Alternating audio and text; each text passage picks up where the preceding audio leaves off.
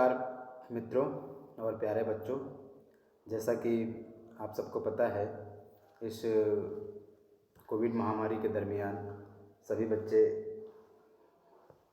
पूर्ण रूप से अपनी भौतिक कक्षाओं में नहीं जा पा रहे हैं और अध्ययन का लाभ नहीं उठा पा रहे हैं।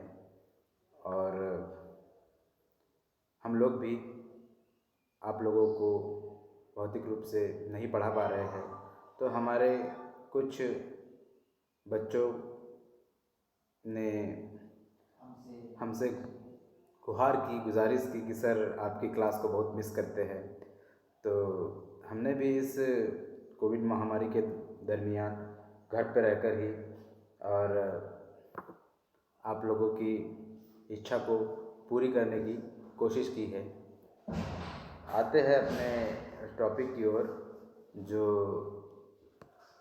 वसंत हमारी किताब कक्षा 7 की उसकी पहली कविता है, हम पंछी उन्मुक्त गगन के। इस कविता का शीर्षक जो है बच्चों, आप सबको पता है कि जो पंछी होते हैं वो आज़ाद गगन के पंछी होते हैं। उनको उड़ना, कड़वी निबोरी खाना और अपनी आकुल उड़ान भरने में अत्यधिक आनंद आता है। वो नहीं चाहते हैं कि उन्हें कोई कैद करके रखे। तो शिवमंगल सिंह सुमन जी द्वारा ऐसी एक कविता हमारी पाठ्यपुस्तक में दी हुई है, जिसका शीर्षक है हम पंछी उन्मुक्त गगन के। उन्मुक्त शब्द का अर्थ होता है आज़ाद। गगन सबको पता है, आसमान, आकाश, नभ इत्यादि। चलिए इस कविता का वाचन करते हैं। हम पंछी उन्मुक्त गगन के, पिंजरबद्ध ना गा पाएंगे। कनक तीलियों से टकरा कर पुलकित पंख टूट जाएंगे। हम बहता जल पीने वाले मर जाएंगे भूखे प्यासे। कहीं भली है कटुक निबोरी, कनक कटोरी की मैदाशे। स्वर्ण श्रृंखला के बंधन में अपनी गति उड़ान सब भूले। बस सपनों में देख रहे हैं तरु की फुनगी पर के झूले। ऐसे थे अरमान की उड़ते, नीले नभ की सीमा पाने। क्या ऐसे थे अरमान की उड़ते, नीले नभ की सीमा पाने। लाल किरण सी चोंच खोल चुगते तार कनार के दाने। होती सीमाहीन क्षितिज से इन पंखों की होड़ा होड़ी। या तो क्षितिज मिलन बन जाता, या तनती सांसों की डोरी। नीड़न दो चाहे टहनी का, आश्रय छिन्न भिन्न कर डालो। लेकिन पंख दिए है तो आकुल उड़ान में विघ्न न डालो। आकुल उड़ान में विघ्न न डालो। हम पंछी उन मुक्त गगन के, पिंजरबद्ध ना गा पाएंगे। कनक तीलियों से टकरा कर पुलकित पंख टूट जाएंगे। पुलकित पंख टूट जाएंगे। चलिए बच्चों, आते हैं इस कविता के अर्थ पर, इस कविता की व्याख्या पर। जैसा कि पंछी चाहते हैं कि कोई उन्हें कैद ना करे, कोई उन्हें पकड़ के ना लाए, पिंजरे में नहीं बंद करे। वो अपनी ही कल्पना के अनुसार, अपनी ही सोच के अनुसार, अपने ही भाव के अनुसार खुद में ही क्या विचारते होंगे, ऐसी बातों को बताने का अथक और बहुत अच्छा प्रयास हमारे बीच शिवमंगल सिंह सुमन जी द्वारा किया गया है। क्या कहती है पहली पंक्ति? हम पंछी उन्मुक्त गगन के, पिंजरबद्ध ना गा पाएंगे। कनक तीलियों से टकरा कर पुलकित पंख टूट जाएंगे। कवि बताते हैं कि ये जो नभ में, ये जो धरा में पंछी विचरण कर रहे हैं वो उन्मुक्त गगन के पंछी है, वो आज़ाद गगन के पंछी है। उन्हें पिंजरे में कैद कर कर हमें नहीं रखना चाहिए, क्योंकि अगर हम उन्हें पिंजरे में कैद करके रख लेते हैं तो वो पिंजरे में कैद करने के बाद वो अपना मधुर गान हमारे लिए, अपने बच्चों के लिए नहीं गा पाएंगे। चाहे मानव जाति उन पंछियों के लिए सोने की तीलियों से बना हुआ पिंजरा भी लाकर अगर रख दे तो उनमें भी ये पंछी नहीं रहना चाहते हैं। कनक तीलियों से टकराकर पुलकित पंख टूट जाएंगे। कनक माने होता है सोना, तीलिया माने होता है सलाखे। जो सोने की सलाखें बनी हुई है, स्वर्ण रूपी पिंजरे का निर्माण भी अगर मनुष्य जाति उसके लिए कर देती है, पिंजरों के पक्षियों के लिए, तो उन पंछियों के जो पुलकित पंख है, लालायित पंख है, रोमांचित पंख है, वो पंख उन सोने की स्वर्ण रूपी तीलियों से टकराकर टूट जाएंगे। ये पंछी उन्मुक्त गगन के पंछी है, ये आज़ाद रहना चाहते हैं। ये नहीं चाहते कि इनकी दुनिया में कोई इन्हें रोक टोक करे और कोई उन्हें रोके। आगे कहते हैं, हम बता जल पीने वाले मर जाएंगे भूखे प्यासे, कहीं भली है कटुक निबोरी कनक कटोरी की मैदा से। कि भाई हम जो पंछी है वो ऐसे पंछी है जो बहता हुआ जल पीना चाहते हैं। जो जल बहता हुआ होता है, कलकल की ध्वनि करता हुआ होता है, वो बहता हुआ जल पीना चाहते हैं। हम स्थिर जल को कभी भी पीना नहीं चाहते हैं। हम बहता जल पीने वाले, हम बहते हुए जल को पीने वाले हैं। हमें कैद मत करिए, हम भूखे प्यासे ही मर जाएंगे अगर तुमने हमें कैद कर लिया तो। अगर तुम हमको कनक कटोरी की मैदा, मतलब वही होता है कि आप लोगों ने, जिनने ही हमें कैद किया है, उनने अगर हमें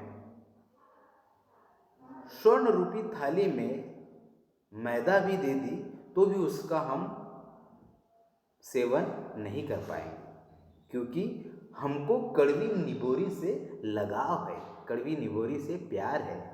हम उसी को खाकर प्रसन्न रह जाते हैं और किसी चीज़ से हमें कुछ लेना देना नहीं है। इसलिए कहा है, कहीं भली है कटुक निबोरी कनक कटोरी की मैदा से।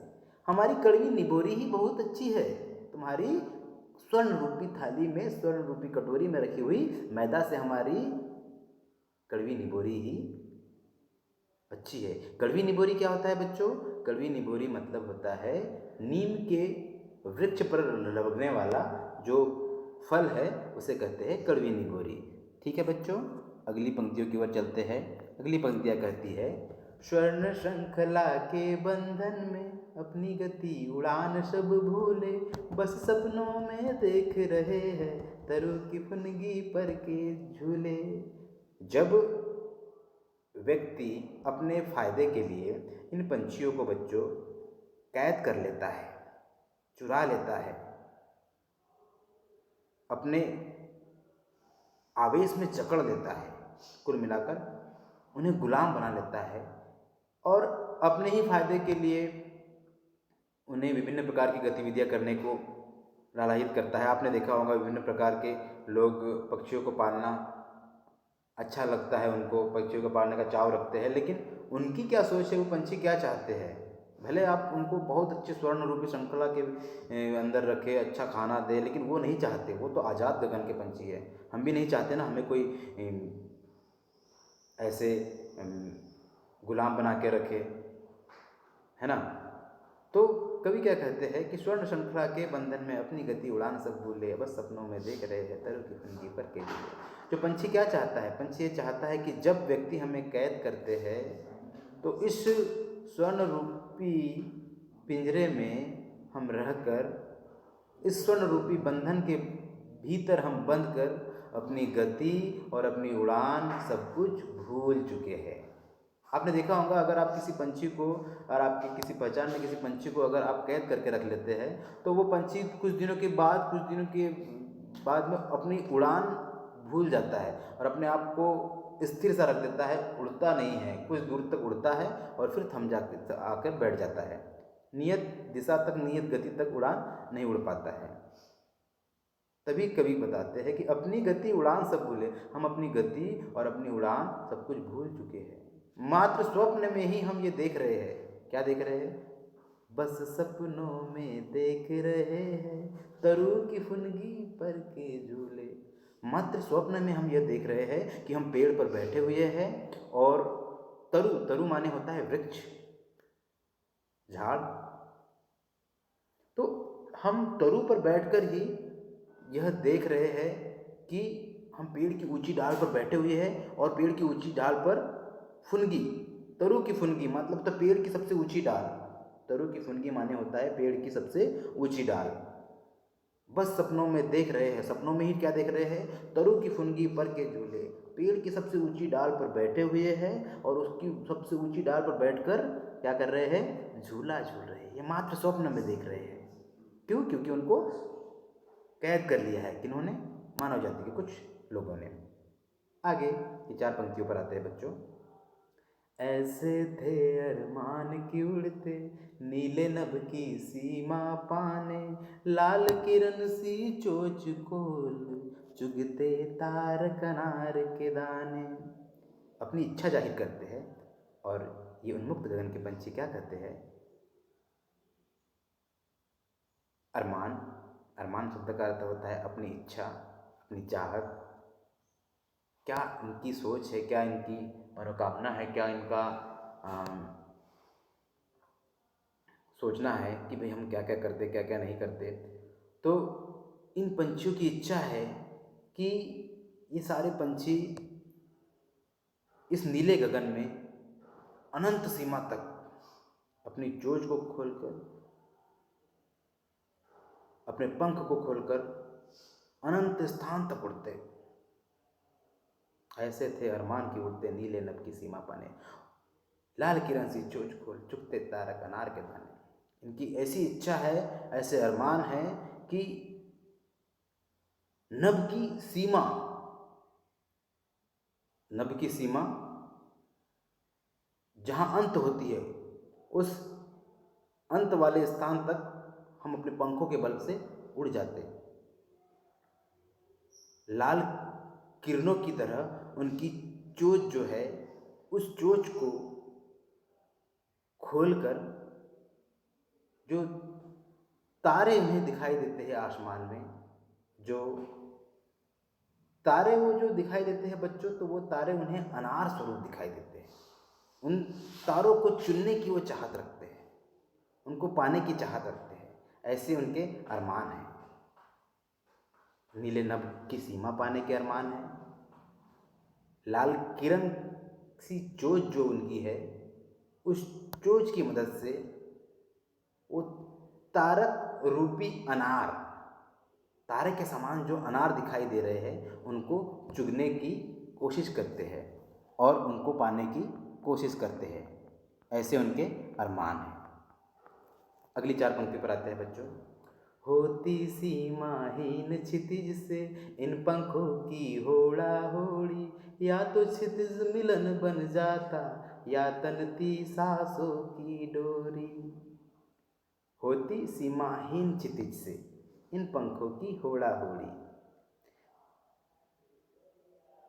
अभी देखा होगा बच्चों आपने, छोटे छोटे बच्चों के अंदर एक भाव होता है कि भाई हम क्या है, एक गेम खेलते हैं, उस गेम में हार जीत का फैसला किया जाएगा कि कौन हारेगा कौन जीतेगा। और इस हार जीत में वो क्या है, अपना भरसक प्रयास लगा देते हैं और कोशिश करते हैं कि सभी अपना भरसक प्रयास में अपनी जीत हासिल कर ले। ऐसे ही पंछी भी चाहते हैं, क्या चाहते हैं, होड़ा होड़ी करना चाहते हैं। होड़ा होड़ी मतलब जीत हार। अपने पंखों के माध्यम से वह सीमा को छूना चाहते हैं। कौन सी सीमा को? जहाँ पर धरती और आसमान दोनों मिलते हुए प्रतीत होते हैं, उस स्थान को छीना चाहते हैं, जिस स्थान को कहा गया है इसमें क्षितिज।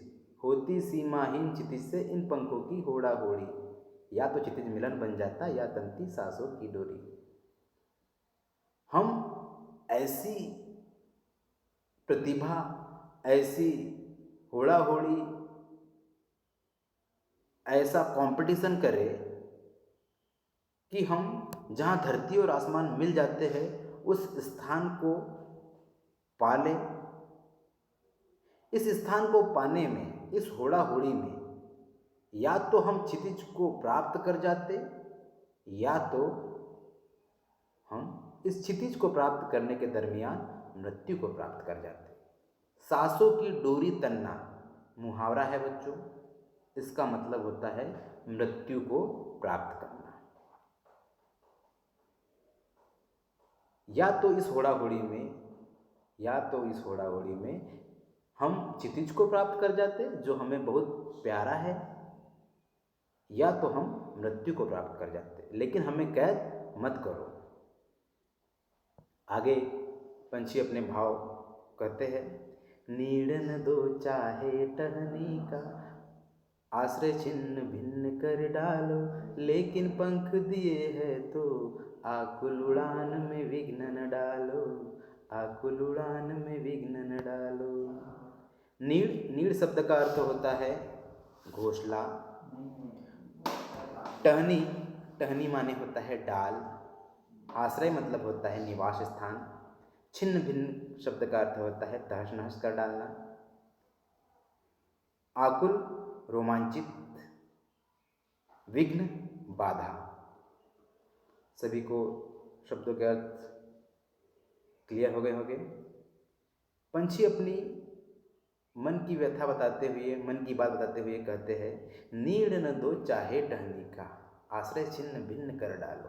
कि हे व्यक्तियों, हे मानव जाति के लोगों, चाहो तो तुम हमें नीड़ भी मत दो। नीड़ घोंसला, रहने का स्थान। चाहो तो तुम हमें टहनी पर रहने का घोंसला भी मत दो, और हमारा आश्रय जो हमने बनाया हुआ है, जतन करके बनाया है, एक एक तिनका लाके बनाया है, उस आश्रय को भी छिन्न भिन्न कर डालो। हमें इससे कोई मतलब नहीं है, लेकिन इस कुदरत ने हमें पंख दिए हैं, लेकिन इस कुदरत ने हमें पंख दिए हैं तो हमारी व्याकुल उड़ान में, हमारी रोमांचित उड़ान में कोई भी विघ्न, कोई भी बाधा न डालो। हम आज़ाद पंछी है, उन्मुक्त गगन के पंछी है। हम आज़ाद रहना चाहते हैं, हम निस्वार्थ हमारा जीवन जीना चाहते हैं। उम्मीद है बच्चों कि आप लोगों को ये कविता की व्याख्या मेरे द्वारा जो की गई है अच्छे से समझ में आई होगी। और शिवमंगल सिंह सुमन जी द्वारा हमने ये जो कविता की व्याख्या की है आपके समक्ष प्रस्तुत करने की कोशिश की है। नवोदय के सारे बच्चे जो मुझे मिस करते हैं, मैंने अपनी इस कविता की व्याख्या के माध्यम से उन्हें समझाने की कोशिश की है और उन तक पहुंचने की कोशिश की है। उम्मीद करता हूं कि आप मेरे वीडियो को लाइक और सब्सक्राइब करेंगे और मुझे अपनी यादों में ज़िंदा रखेंगे। आप सभी को मेरा नमस्कार। अपना ध्यान रखिए और खुश रहिए।